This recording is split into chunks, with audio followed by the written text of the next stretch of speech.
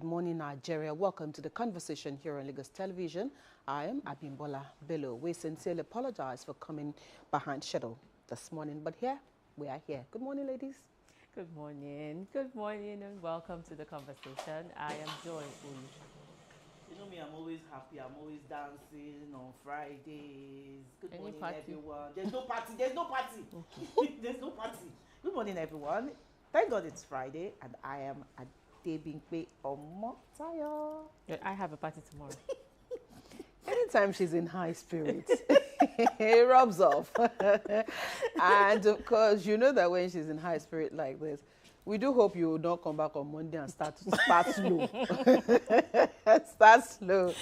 I don't boot fast on Mondays. I don't know why.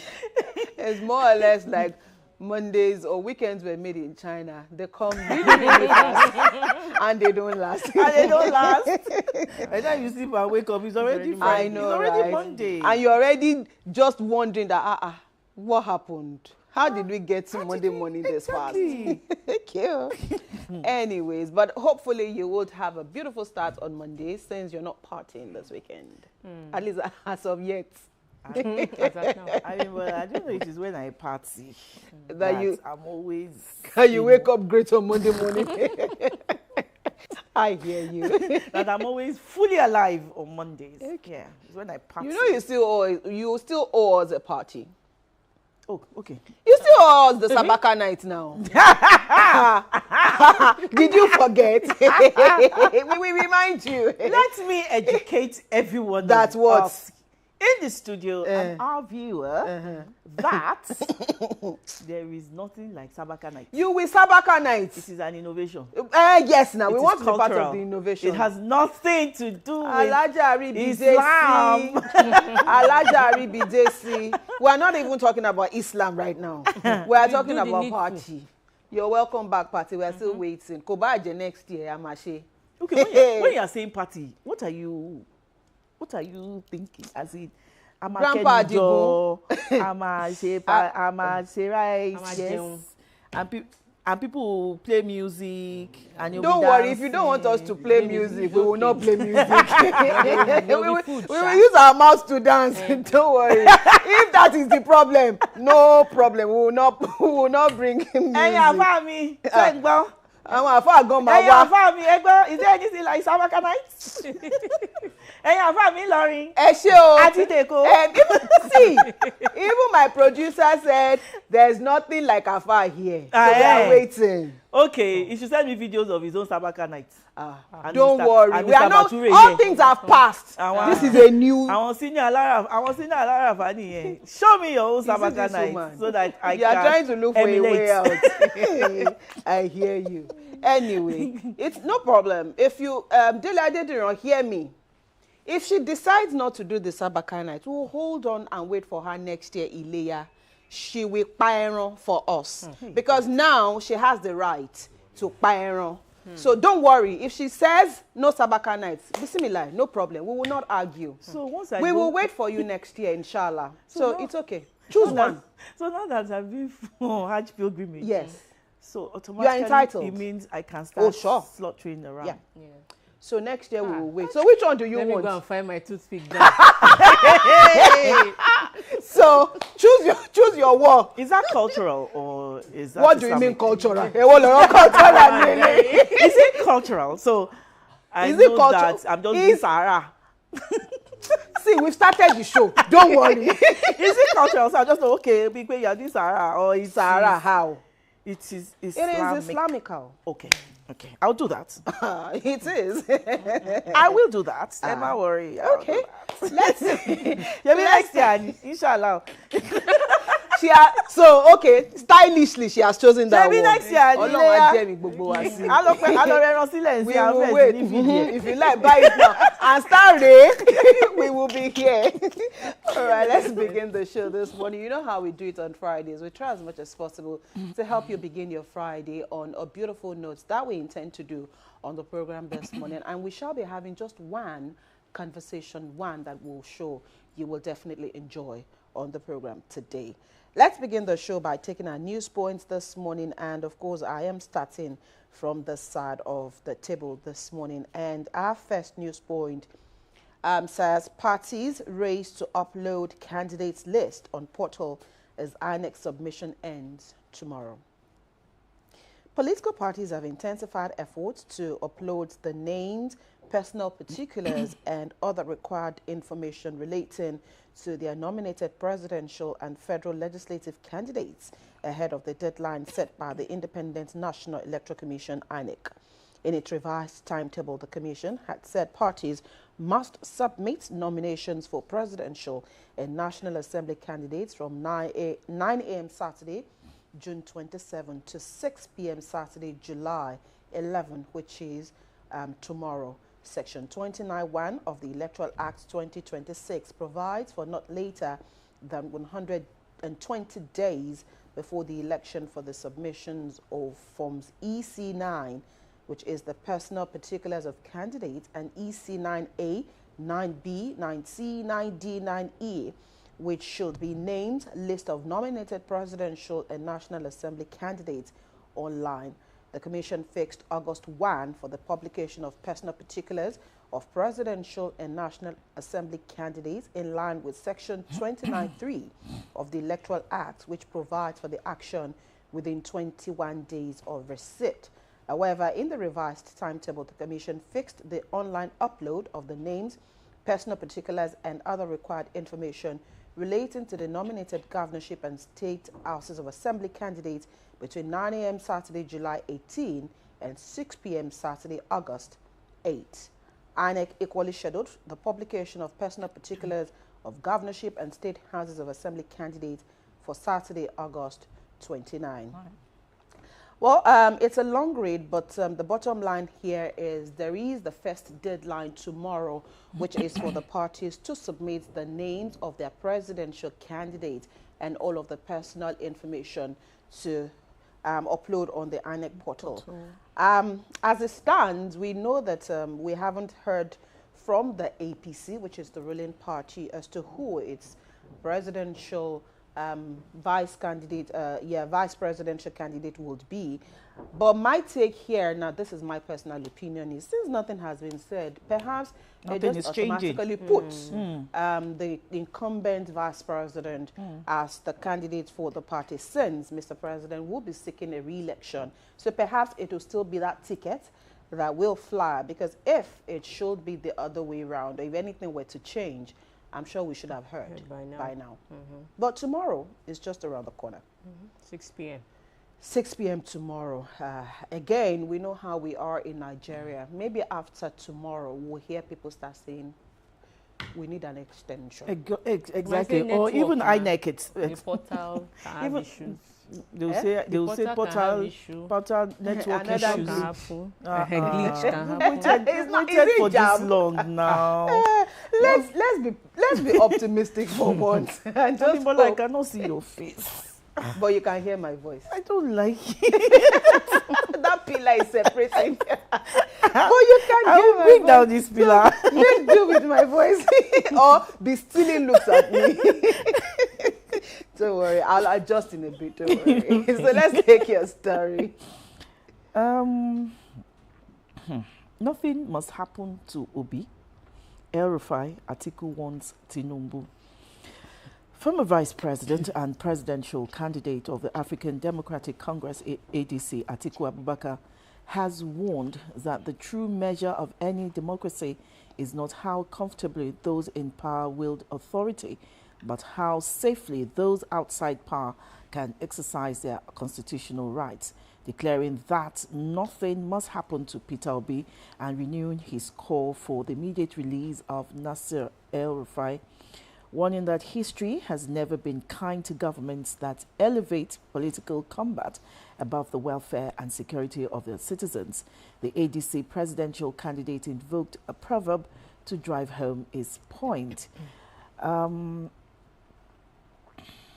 Nothing must happen, and I quote, to Peter Obi, release Malam Nasir El-Rufai, bring home every abducted schoolchild, every teacher, and every innocent Nigerian still languishing in the hands of kidnappers, stop chasing political opponents and start confronting the crises that are bleeding our nation, unquote. That is by Atiku Abubakar. He added that history would not remember how firstly a government fought its critics, but whether it protected its citizens, upheld justice, rescued the vulnerable, and preserved the democracy entrusted to its care. I think we had this conversation. It was hashtag yesterday about Peter Obi saying that he if he's still alive, that he's not sure if he's going to be still alive for the general elections next year. And we're asking, why? Are you not feeling well? Is he not feeling well? Who's after his leg? Does he have a terminal illness or something? And this one that Atiku too is saying that what's happening. Well, I don't know what. I don't understand. I think he actually laid claims to the facts that there were threats to his life, and that whether or not he might not be available or he might not be alive to contest the 2027 threats to his life elections. that he parked wrongly at the airport. And he climbed his vehicle. And he was telling them that Shebi there are other cars. Why him? That Shebi his Peter Obi. So why can't he get away with murder? Accused with, bad behavior. Bad behavior. And then, we need to lead by example. We need to get to that point where, because I really don't know how it was possible that he was also laying to the fact that maybe there were other cars there. So does that mean that because others are wrong, you too must also be wrong? Are you supposed to be a leader? You want to be a leader? No. You should show good example. Mr. Peter Obi, you'll be alive to contest. Nobody is going to kill you and you will not die. Because I had to ask that question. I mean, this man is not feeling well. Will that be why the APC said perhaps there's the need for maybe that is why evaluation? he said that he will leave. He's not sure if he's going to leave. He'll be fine. He will contest the 2027 election. Mr. Peter Obi, nobody is after your life. Just do the right thing. And yeah, you're fine. Don't worry. And Mr. Atiku, nobody is killing Obi. Solidarity now. Nobody is going to kill almost Obi. going to why would they kill anybody? Won't it be too obvious? What manner of love? What manner of love? It's love, it's love. Because we're not sure now whether it is this year. We have ADC. I don't know. Oh my God. Joy, let's take your story. Let's take your story. Or your abduction. Bandits threaten to kill pupils if troops advance. And this is coming from the defense minister. The Minister of Defense, Christopher Musa, has revealed that the bandits holding abducted pupils and teachers from schools in Oyo State have threatened to kill the victims if security forces attempt a rescue operation. Musa disclosed this in a preview of an interview on television ahead of its broadcast on the NC exclusive program on Friday. According to the minister, the kidnappers are using the abducted children as bargaining chips to secure the release of some of their commanders currently in military custody. And I quote, "For whatever reason, they are looking for leverage because we have some of their commanders with us, and they feel taking these kids and holding them to ransom will make us release their commander. Now, they are threatening that if we move any closer or take action against them, they are going to kill all the kids," end of quote.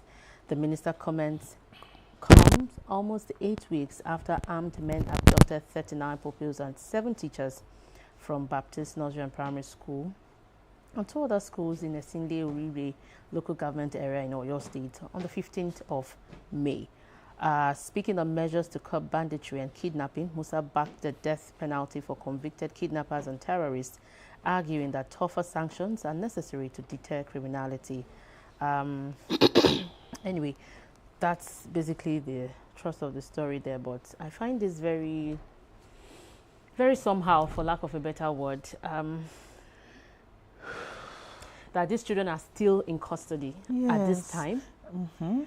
And from what the Minister of Defense has said, he's just trying to say they have to tread carefully, tread with caution, because the bandits are aware, the kidnappers are aware that,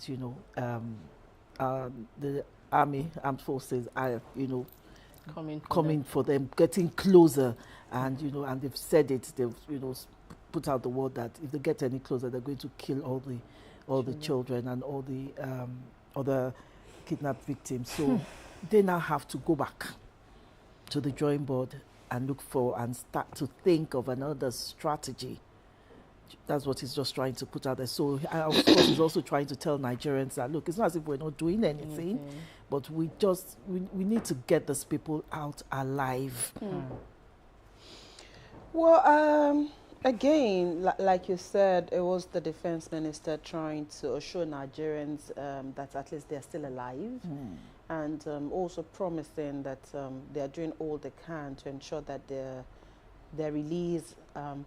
But again, when you look at the time factor or the number of days that they've been in captivity, vis-a-vis how their parents, how their family members are feeling, the question to ask is, isn't this, time wasting? Or, but again, if we look at it from security angle, based on the fact that the lives of those children, the principal, the teachers are also very important, then we would say, okay, you know what, do all that you can to ensure that you bring them back to safety. But I think it's also a ploy on the part of those who kidnapped them, knowing full well that that is the only way they can actually continue to buy time. By, issuing threats, by saying things like, if you come anywhere nearer, we will kill them and all of that. So whatever other means they hope to deploy, they need to also be fast about it and ensure that, these children are rescued. Because again, you can't quantify this incarceration and the fact that they are in a place where we're not even sure how they are surviving. We don't even know how many of them are still alive. Exactly. So there's so many things here that, but we'll just look at it and just hope that whatever it is they're doing, they should hurry up. They have to hurry up and do it really, really fast. Right, let's go on to the X platform this morning and take a look at one of the many trending stories there. So last night, a lot of people, watching this match, it was more or less like some for France, some for Morocco. And for the Africans, it was more or less like, okay, maybe this is our only hope. So it's getting into the next round. Who are the we? Me, I don't know. Me, I shall watched football. Who are the we? Me, I don't know. We get on to which next round? Just supporting Morocco. I never supported them. I don't like them since AFCON. I don't like what they did since to Senegal. AFCON, right? Yes, I don't Since like AFCON. them. I didn't root for them. Thank God for France. We have many other African boys in the French team. Yes. So I'd rather support those ones. And the question is, sometimes even the Moroccans, they sometimes even loathe the continent. Yes. And sometimes they ask, are they really Africans? Sometimes. So Is it really, because of their skin type?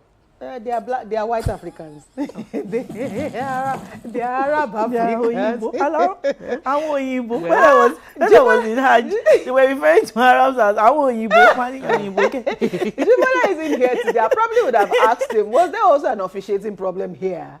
Was there? But Was there? I mean, it was fair and square. France beat Morocco 2-0. 2-0. And of course, Kylian Mbappe and Ousmane Dembele were the heroes of the match yesterday. And of course, now it's been put to rest. And I even thought that, the Moroccans were going to take back their pound of flesh 4 years ago. But no, they beat them again blue-black this time round. So all African countries Are out of the ongoing FIFA World Cup. So we tried. have, at least, We tried though. at least, we got this far. the continent got into the round of 16. So France is the first country to qualify for the semi-finals as we speak. But tonight's match, Spain I don't know. Spain and and Belgium. Belgium. I don't know. I'm supporting Spain. Absolutely, I know that I'm supporting Spain. But again, like I was saying in football, don't Never say underrate Don't underrate. any team. Anything can happen. But of course, I'm sure that a lot of people will want to root for the Spaniards in this particular match. But again, fingers crossed. Let's see what the game of football has in stock. And tomorrow, I'm also tonight. looking forward to Norway, England. Who do you think is going to win? I don't know. As much as one One we want to root for our colonial masters. Yes, and we have our Yoruba brother and our Igbo brothers there. And you just look at it. The Norwegians, again, you can't underrate that team, especially because of Haaland. But again, I do hope that maybe the experience of Harry Kane will again come to play. Will again come to play. But England has been struggling. They have. But again, tournament. you see, that's football for you. They've been struggling, yes. But again, maybe they've eliminated the people that could also give them very tough time. But they mustn't underrate the Norwegians in this particular match. And may the best man win. Or wherever the luck of football will go tomorrow, let it be. But I know that, of course, it will also be a tough match, for both teams tomorrow. Congratulations to France again. Well done. Okay. You made me give me this broad smile. After both of them speak French. Abi. So I just saw one prediction on X. The person says France will eliminate Morocco, which has happened. Spain will eliminate Belgium. Norway will eliminate England. Argentina will eliminate Switzerland. France will eliminate Spain. Norway will eliminate Argentina. Norway will beat France to win the World Cup. Who will win? Who will win? He says Norway will win the World Cup. Okay. Joy, please save that it. prediction. Please. Save that prediction. Screenshot and save it. Maybe we'll come back to it and continue to checklist it as the matches continue. All right, you can go onto the X platform this morning and take a further read on why Morocco is trending. And, of course, that is aftermath yesterday's match. We'll take a quick break where the conversation returns this morning. Of course, a little bit of Bedu, as my producer has said, will definitely happen in the studio this morning. Adebinkwe is already swinging to the left, to the right. And, of course, I'm sure this morning you will see a little bit of the dance steps also from Joy this morning. And, yes, Joy, thank you. We finally got our cake. Yay! We finally got her cake. I redeemed my image. She has finally redeemed her image. Of course, did Jibola get his own? No. Not He okay. doesn't need sugar. What a way out. You're looking for trouble. He doesn't need sugar. Anyway, Ajibola, maybe you're still sleeping this morning and you're not watching us. So we got a cake. We'll give you a perfect review when we eat it. And so maybe we would also let you know that it will be a good side hustle for Joy. And so maybe we'll ask you to patronize Joy when we eventually do the cake tasting. Joy, are you ready for this side hustle? I'm going to taste that cake with hot, I mean, it's with so much love. cup of coffee. Good girl. Ah! Somebody's already seen heaven.